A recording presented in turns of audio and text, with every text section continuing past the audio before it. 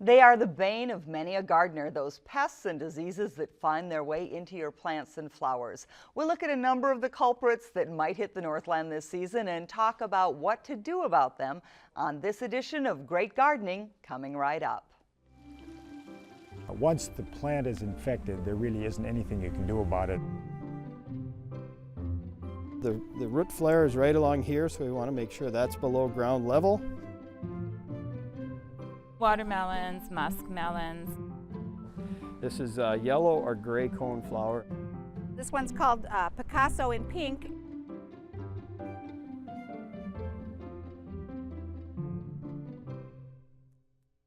Hello and welcome to Great Gardening. I'm Pamela Fish. Bugs and blight is the topic of this week's show.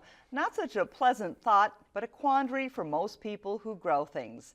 And here with solutions to those problems are resident garden experts, Tom Casper, the president of the Duluth Garden Flower Society, and Bob Olin, state and county educator and horticulturist. Thanks for coming back. Great to be here. Okay. A little different. We're twins. 1 week ago, we were worried about getting home. That's we had right. 8-10 inches of snow on the ground already, and look what we got tonight. Beautiful evening. Now we're hearing The sun is shining. I'm so used to saying the snow is coming down, but the sun is shining, and we're happy to see it. And I'm getting pictures sent to me of folks' plants, some crocuses that are blooming now. Right. So it's later than last year, but spring's going to come. That's right. Karen Sunderman told me that a friend of hers from Grand Marais saw the chives poking up through the soil, and so that is a very positive sign. It's going to happen. All right. Well, we also want to welcome our dedicated phone volunteers who want to hear from you about the pests you might be battling in your garden. So call our St. Louis County Master Gardeners with your questions at 218-788-2844, or you can call them toll free at the number 877-307-8762. Also, we can take your emailed questions in during this program at askgardening@wdse.org. Well, as mentioned, we're going to talk about bugs and things that bug the garden and the gardener. And maybe you can just comment briefly at this point about whether or not the different weather conditions we're seeing now might have an impact. Well, I think it might have a favorable impact, actually. Last year, if people remember, we had just a very, very balmy March, 70 degrees in March, a couple of days there, and really we didn't have a real harsh killing frost. We had a lot of insects that came up from the south, and there was nothing really to hold them back. So we had insect populations that built rather dramatically last year, and we shouldn't have that difficulty this year. So that's the upside of this rather challenging April that we had. And that's a gardener that we're optimistic. Every year is different, and there's opportunity for success each year. So great garden advice. Speaking of garden optimism, I got these pictures from my friend Levon, and she included them recently on her recipe blog. A lot of her foods are made with what she and her husband Tom grow in their Hermantown garden, and Levon writes, despite the weather outside, Tom's vegetables and herbs have been growing abundantly side by side with his optimism, and he's looking forward to a great garden season. Tom, you guys know Tom. He's really lucky to share some space for his seedlings with the UMD Sustainable Gardening Project up at NRRI, Natural Resources Research Institute. Say that 3 times. No, I'm only saying it once, but he feels really fortunate to have that space. We have a link to that program, the Sustainable Sustainable Agriculture Project. We also have a link to Levon Levar's recipe blog on our website at wdse.org. So check those out. Doing good stuff. Yeah. All right. Well, now, more on bugs and blight. And some of the ones we saw last season, will they return? Here's Bob with that.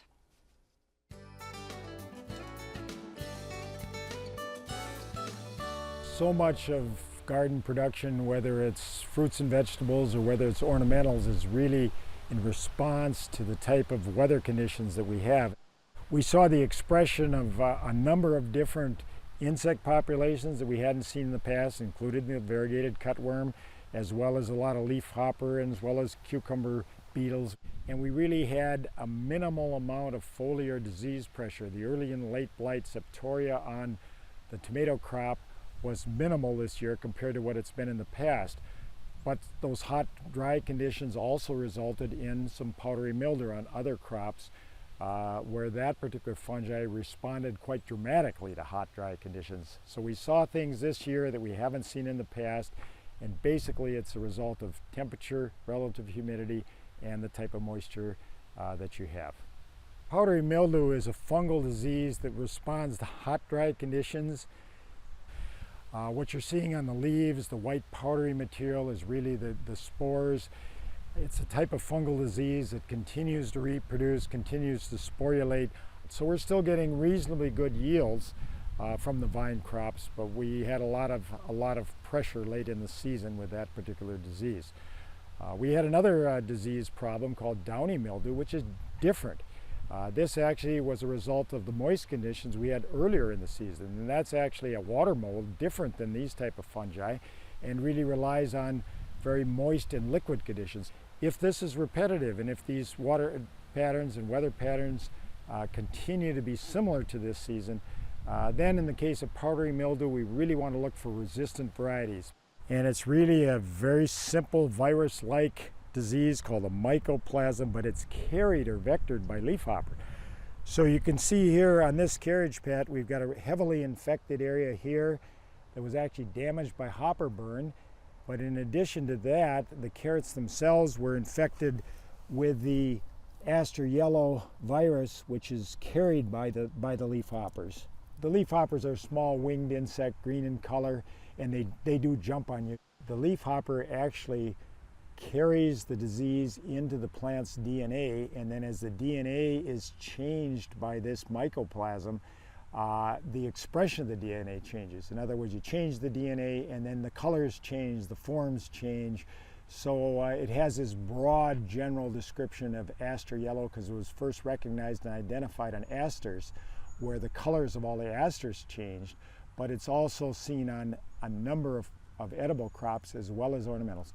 Kind of a tight and greenish growth that is characteristic of aster yellows, and it's on marigolds, asters, and we also see it on the petunias as well. So it's this kind of distorted growth that is a function of the disease. So we should pull that one out. You can try to control the hoppers. You've got about 48 hours from the time the hoppers appear until the plants are infected, so it can happen very quickly. You can cover with a spun polyester, so you really have a blanket that excludes the hoppers, and that for most homeowners might be a good option. There would also be some insecticides that would be labeled for control of the leafhopper, which ultimately controls the disease. Cleaning up is extremely important in the fall of the year, so that's really critical at this point. Super sanitation is what I like to call it.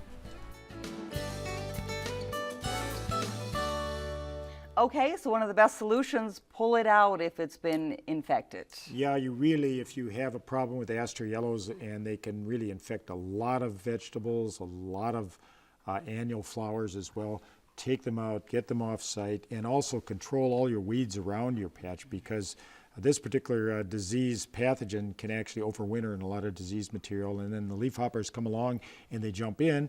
And I might just say those are glorious pictures of leafhopper, but boy, they look like they were huge. They're only No, they're not. they're only going to be about a 1/16 of an inch, Okay. and they do really hop, so they're very recognizable. But for most homeowners, by the time you see the leafhopper, the infection's already occurred, so you really have to be very alert. And you really see them a lot of times when you're watering, because when you hit your plants, that you'll see the little specks of white or light green float from one area to another, and often misidentified. So. Right. Okay, and the powdery mildew, I've seen that on my shrub rows. Yep.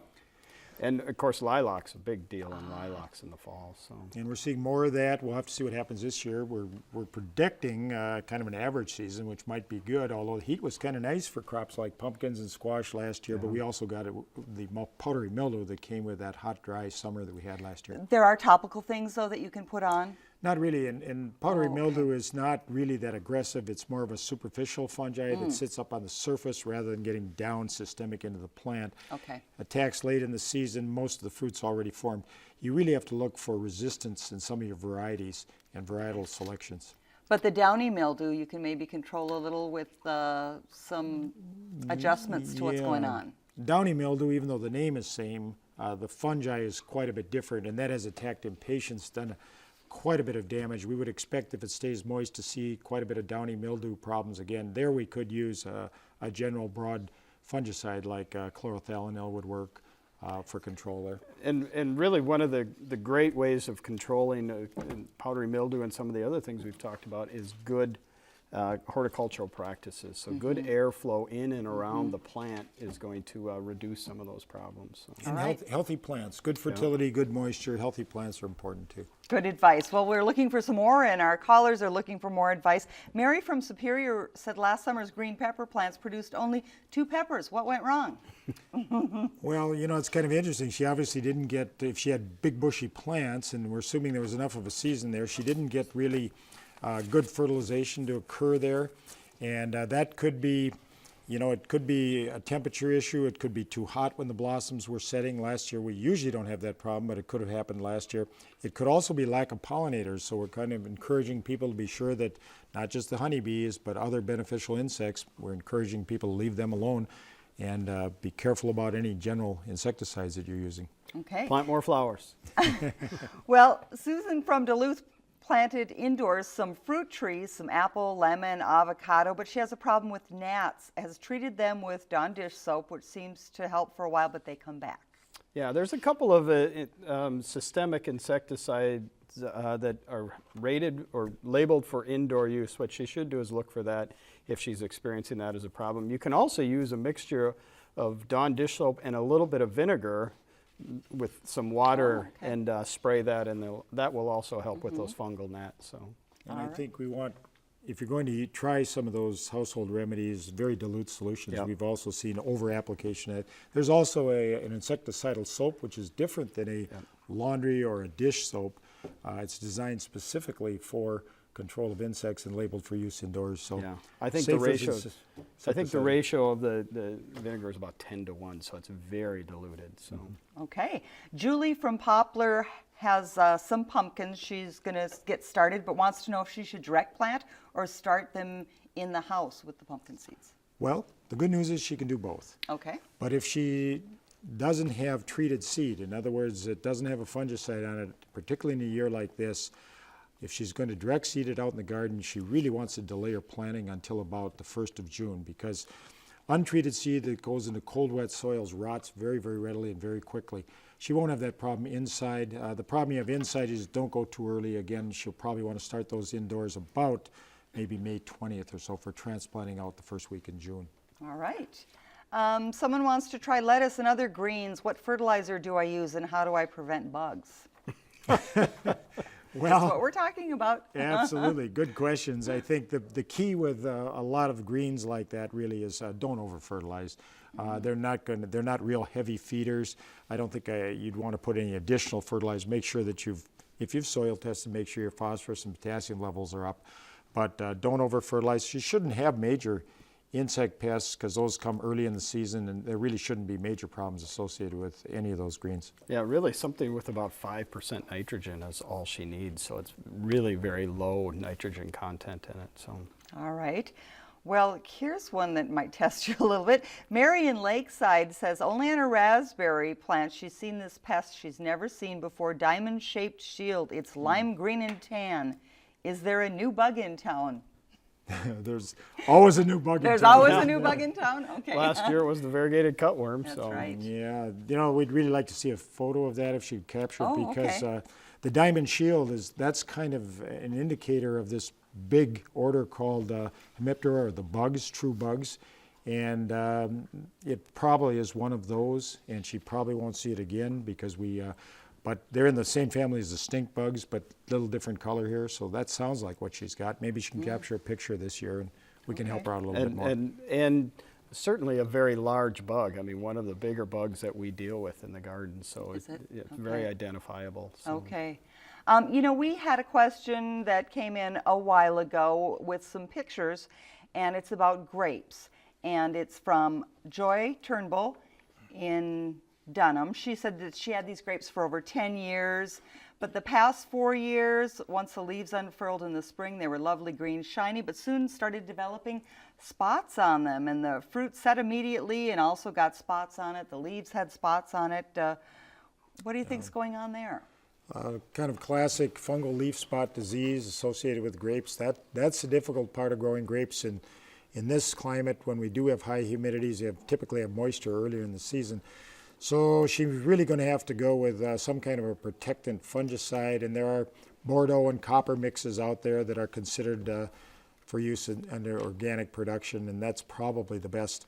And as Tom said, good practices. You don't want them to overgrow. You want to cut them back and so forth, and good air circulation as well. But fungal problems are the issues that we will have in a moist climate like this with grapes. And grapes, we often think we shouldn't do any pruning to them, and we just allow them to keep growing, and they get thicker and thicker. But certainly cutting it down and giving good spacing between some of the branches while they're growing is going to actually produce a better grape and probably deal with fewer diseases or fungal problems. Is there a rule of thumb as to how much you cut those grapes back? I cut mine back, and I only have about 5 plants, but I cut them back to about 5 feet, 4 feet, something in that area, and looking for buds and things like that. So I take off as much as 50 to 60 to 70% of them. So, really? Yeah, most of these native grapes can be really pruned pretty aggressively. Yeah. Okay. I think we have time for one more. This is from David in Duluth. He has some apples. He doesn't know the variety, but wondering about apple scab. The leaves turn brown in the spring. Apples get brown or black spots that goes right through and deforms the apple. Yeah, and that's another one of those Bob mentioned earlier, good cleanup or good practice. That overwinters, good cleanup in the fall, removing that foliage, because oftentimes by the time you see it, it's too late. It's already there and a problem. So. And if it's a repetitive problem, you might consider, there are some labeled fungicides, but you got to be a little careful there because some of the more common fungicides, Daconel being an example, really doesn't have a label for edible apples. It has one for ornamentals or the flowering crabs. So Captan would be the material of choice that's been around a long time, been labeled. It needs to go on right at bud break as the leaves are beginning to break bud, and that generally will take care of the problem for him. Okay. So really, even before he sees it, start planning to treat for it. So. All right. Okay, we'll have more question and answer period coming up a little bit later, but right now we want to take you on a tour. And this week's tour takes us to a Duluth garden that welcomes both nature's flora and its fauna. We're Linda and David Spears. We live in Duluth's Kenwood neighborhood, and welcome to our garden. I had 3 small gardens when we got married 17 years ago. As you will quickly learn, we now have a lot more than 3. I like the idea of having birdhouses in the garden, and my husband David is very diligent about feeding the birds, so we have many different kinds coming through, and we can watch them from our window. See, on the edges of most of our gardens we have pots to put color where we want it. This is our memorial garden. Originally we put it here in honor of my father who passed away, and sprinkled a little of his ashes there. I had a sister-in-law that passed away tragically, so we have a hosta here called Nancy for her. I like to have little areas to sit in if I choose, with chairs here and there depending on the day, and I like to have little rooms in my garden. The reason the garden started here is there was a big stump sitting here with branches going that way, so I decided to put a garden in here. Almost everything in there now is perennial. There's a couple of pots. Linda's always going out and collecting pieces of wood, and so we have a lot of wood from beeches. This hedge that's on your left here, say the name, Linda. Caraganda. It's Caraganda, and it's supposed to be this high and neatly trimmed. But and it didn't really get away. We let it get away on purpose. This has been a real difficult area to keep plants in because of the Caraganda bush draws all the moisture out of the ground. So we've really tried to work with things that would work well in poor soil or dry soil. We also have had an opportunity to use our little houses. This is our bird sanctuary garden, so named because we built it as a bird sanctuary with a bunch of twigs and sticks and stuff, and it attracted warblers and wrens. The bird sanctuary is where we had a little baby fawn that was born, and mother hid it underneath are hostas. We have just over 100 different named hostas. We have about 125 hosta total in the yard, but we have about 105 or something like that that we know the names of. This is an ornamental rhubarb. I love the leaves, and you cannot eat it.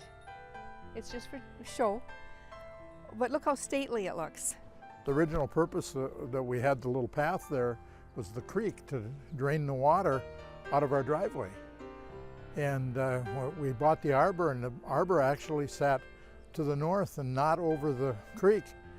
And we discovered one day that it looked a whole lot better being over the creek. So that's where it's been ever since, and everybody comments on it. You know, it just looks nice.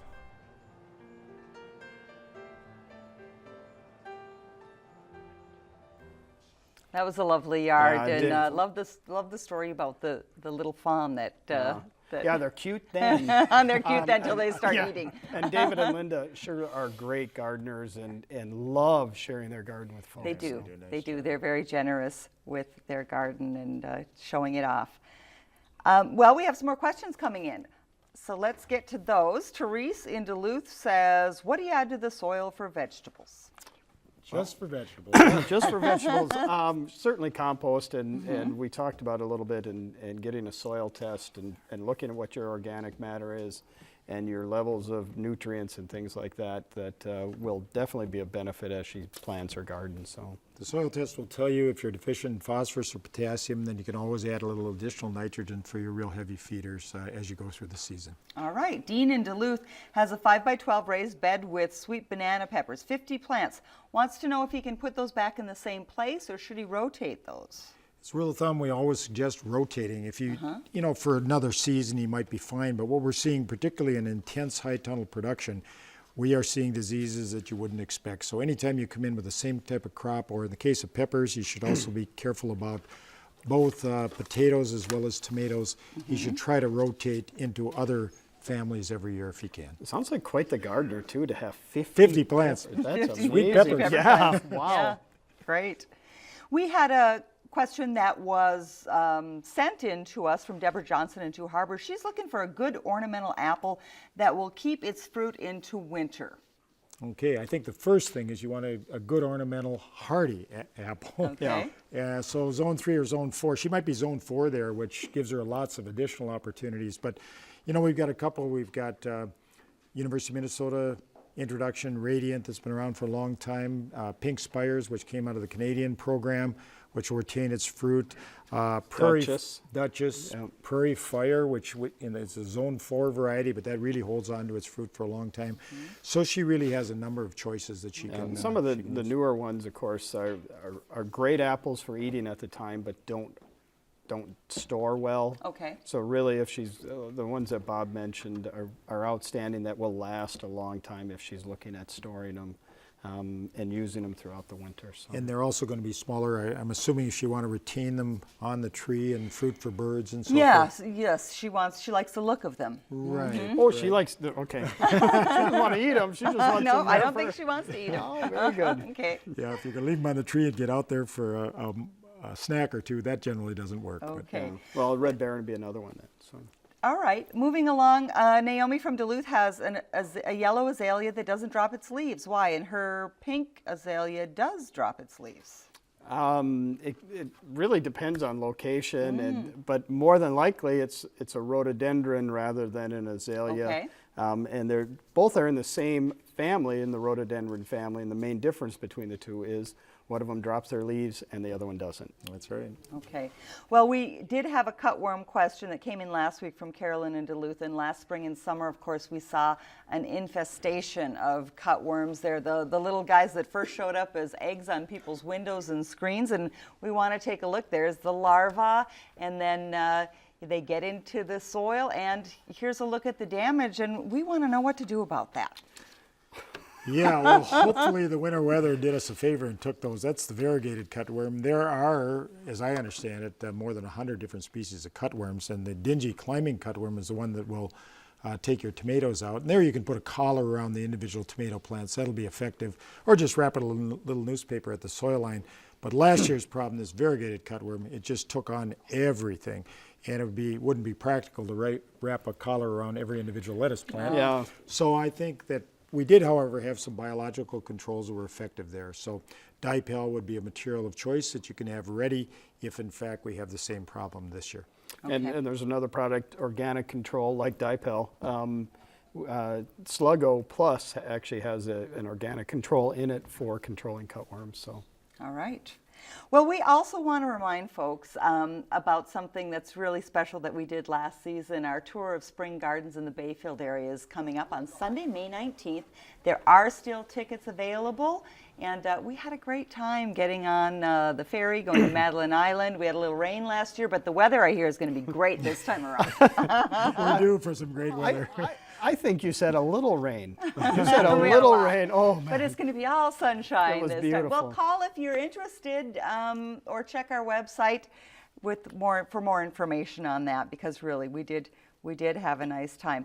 And then one other thing, last week we talked about summer bulbs and tubers and how you can winter them over inside, replant them in the spring with great results, and we want to show you quickly a couple of pictures of that. This is a wonderful example of that from Paul and Carol Nelson on Lake Minising in northwest Wisconsin. Their begonias are at least 7 years old.